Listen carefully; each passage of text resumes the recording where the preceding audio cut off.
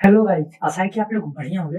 तो आज की इस वीडियो में हम बात करेंगे कि नेट का जो एसएमएएस स्कोरिंग सिस्टम होता है वो कैसे होता है। क्या इसको क्लियर करने के बाद ही हमारा रैंक डिसाइड होता है, या फिर अगर हम इसको स्कोर को कट ऑफ नहीं कर पाते यानी कि पास नहीं कर पाते हैं, तो क्या हमारा रैंक डिसाइड होगा या नहीं होगा। इसके बारे में बहुत सारा आप सभी का डाउट था, तो मैं इस वीडियो को लेकर चला आया हूँ। आप देख सकते हो यहाँ पे मैंने एक्चुअल में जो रियल डेटा है नेक्स्ट का वो मैंने लाया। तो चलिए शुरू करते हैं इस वीडियो को।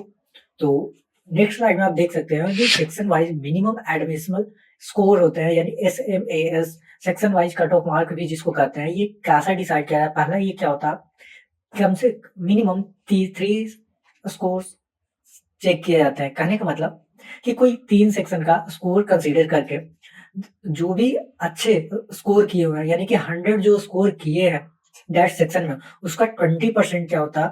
अब ये 100 स्कोर कौन किए हैं, ये एक स्टूडेंट का नहीं लिया जाता, ये एवरेज लिया जाता है। यानी कि जिसने एवरेज लेकर जिसने भी 100 स्कोर किया, बेस्ट 100 स्कोर यानी कि जो अच्छा स्कोर किया, वो 100 बच्चों का एक एवरेज निकाला जाता है। देन उसके बाद क्या उसका 20% निकाला जाता है, वो हो जाता है कट ऑफ। यानी अगर वो क्लियर करते हो तो रैंक आपको मिलता है, अलॉट होता है। जैसे कि एग्जाम्पल के तौर पे यहाँ पे देख सकते हो आप कि मैंने क्या किया। कोई स्टूडेंट है, ठीक। हम मैंने क्या किया है, सारे स्टूडेंट का देखा तो उसका जो 100 जो स्कोर्स किया, मतलब कि कहने का मतलब 100 बच्चों का स्कोर हमने क्या देखा कि जो अच्छा किया है उनका देखा कि एवरेज निकाला तो 48 है आउट ऑफ 60। तो अब क्या किया जाएगा, इसका 20% यानी कि 48 का 20% हम मैंने निकाला तो कितना है 9.6 मार्क। यानी कि मतलब कि अगर आप 9.6 मार्क्स से ऊपर लाते हो तभी आप क्या कर रहे हो कि एसएमएस क्वालिफाई करते हो। अगर कोई टू यानी कि अगर दो सेक्शन या particular section can be different numerical value यानी ये अलग अलग होते हैं। अगर बात करते हैं ओबीसी का, तो ओबीसी का 90% होता है। अब इसको हम कैसे कंसीडर किया जाता है, जैसे कि आप देख सकते हो फॉर एग्जांपल के तौर पे अगर आप केमिस्ट्री सेक्शन पे देखते हो तो मैंने ये निकाला 9.6 और ये जनरल कैटेगरी के लिए हो जाता। जबकि अगर बात करते हैं ओबीसी कैंडिडेट के लिए, उसका होता है 90 परसेंटाइल। तो 90 परसेंटाइल यानी कि 9.6 का 90 परसेंटाइल मैंने निकाला, 90% मैंने निकाला तो 8.64 आया मार्क्स। अगर बात करते हैं वैसे ही एसटी कैंडिडेट का, तो 50 उन सबका होता है 50%, यानी कि एसएमए स्कोर उनका 50%। अगर फॉर एग्जांपल अगर आप वही हम लेते हैं नंबर्स मार्क्स एसएमएस कैलकुलेट किए, अब तो उनका मैं क्या करूंगा 50% करूंगा कंसिडर। तो देखा तो क्या है 4.8 मार्क्स। फॉर एग्जांपल यहाँ पे आप देख सकते हो, यहाँ पे एक्चुअल डाटा 2024 का है कि cut off subject wise cut off यानी कि S M A S score यहाँ पे देख सकते हो कि 9.29 स्कोर्स है।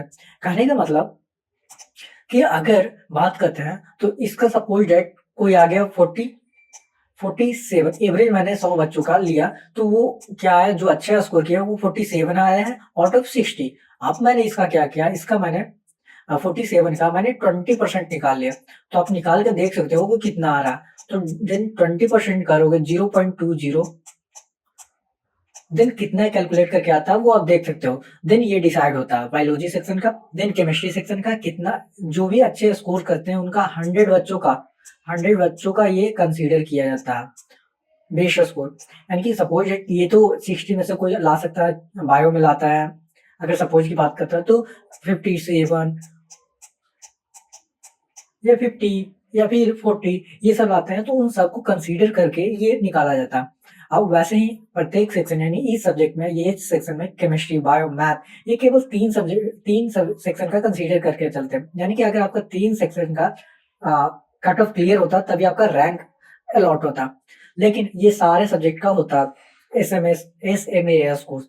तो आप देख सकते हो जिनका फिजिक्स केमिस्ट्री बायो या फिजिक्स केमिस्ट्री मैथमेटिक्स है उनका। अगर बात करते हैं मैथमेटिक्स का, अगर मिनिमम आपका 6.824 ये है, देन तभी आप क्या कर सकते हो क्वालिफाई कर सकते हो, यानी कि रैंक आपका अलॉट होगा। अगर इससे कम स्कोर करते हो मैथ में तो आप कंसीडर नहीं किए जाओगे रैंक अलॉटमेंट में। तो ये होता है S M S score, S M A score. आप देख सकते हो जैसे कि एस सी एस टी का, तो ये 50 ये मैंने निकाल के आपको बताया कि कैसे निकाला गया। तो उसी प्रकार आप सभी को जो प्रॉब्लम था वो मैंने यहाँ पे डिस्कस कर दिया कि पहले आपको क्या करें, जो भी अच्छे स्टूडेंट होते हैं यानी कि बेस्ट जो 100 स्कोर किए होते हैं उनका हम क्या करते हैं, एवरेज निकालते हैं। सपोज आ गया 50, अगर 50 एवरेज मैंने निकाल लिया, 100 बच्चों का स्कोर कितना है 50 आउट ऑफ 60। तो अब मैं इसका क्या करूंगा, इसका मैं निकालूंगा कितना 0.20%। तो ये निकालने के बाद हमें ये पता चला कि ये देख सकते हो कि इसका आ गया कितना 5 टू 10, यानी कि आ गया क्या, अगर इसको मैं किया जाए तो क्या आ जाएगा 100, देन ये कट जाएगा, देन ये कट जाएगा, तो आ गए 10। यही है।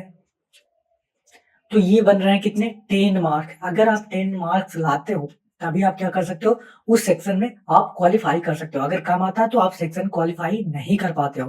तो ये है क्राइटेरिया। और आप देख सकते हो ऐसे ही करके कि अगर में कितना आया, तो ये रहता। तो अगर आपको तभी किसी तरह का प्रॉब्लम आता है तो हमारे टेलीग्राम चैनल नाजिस्ट्रो पे पूछ सकते हो इससे रिलेटेड। तो अगर नेक्स्ट की बात करते हैं, यहाँ पे देख सकते हो जो जनरल कैटेगरी है 9 बायोलॉजी सेक्शन में 9 पॉइंट समथिंग आया था, 9.29। केमिस्ट्री सेक्शन में 8.1। अगर आप ये इससे ज्यादा लाते हो स्कोर केमिस्ट्री सेक्शन में तभी आप क्वालिफाई होते हो। अगर मैथ की बात करते हो तो ये, अगर आप क्वालिफाई नहीं कर पाते हो तो आपको किसी तरह का रैंक डिसाइड नहीं होता, जस्ट स्कोर या परसेंटाइल आपको दिखा दिया जाता, या फिर आपका स्कोर कार्ड भी नहीं आ सकता। तो ये होता है। अगर बात करते हैं अगला, जो ओवरऑल मिनिमम होते हैं एक मैप, वो भी क्या किया जाता है, आपको कंसीडर किया जाता है। मैथ था 2024 नेक्स्ट एग्जाम के लिए, जो जनरल कैटेगरी है 95% होना कंपलसरी था। अगर 95 परसेंटाइल नहीं है देन आप क्या कर रहे हो, आपका रैंक अलॉटमेंट में रैंक अलॉट नहीं हो सकता। तो अगर बात करते हैं ओबीसी का, तो 90% होना अनिवार्य था, जबकि एससी एसटी कैटेगरी का 75 परसेंटाइल होना अनिवार्य था।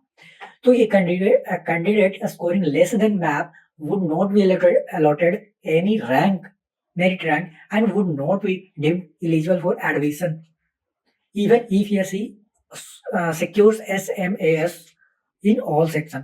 यहाँ पे ये कहा जा रहा है कि अगर आप ये स्कोर क्वालिफाई नहीं कर पाते हो तो आपका मेरिट रैंक डिसाइड नहीं हो पाता।